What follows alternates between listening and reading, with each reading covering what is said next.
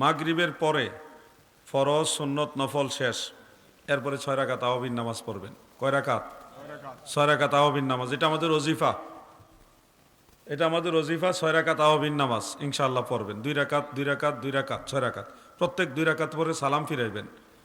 প্রত্যেক 2 রাকাতের পরে সালাম ফিরে 6 রাকাত নামাজ পড়বেন আওয়াবিনের নিয়তে। পড়লে কি লাভ?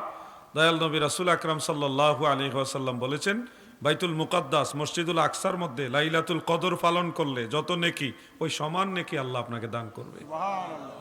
আরেকটা হাদিসে আছে, আওয়াবিন নামাজ যদি আপনি 6 রাকাত পড়েন, 12 বছর একটানা নফল নামাজ পড়লে যত নেকি, ওই সমান নেকি আল্লাহ আপনার আমল নামে দান করবে।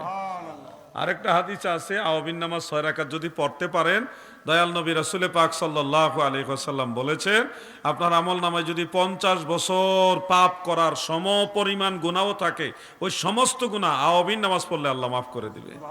এটা আমাদের ওজিফা।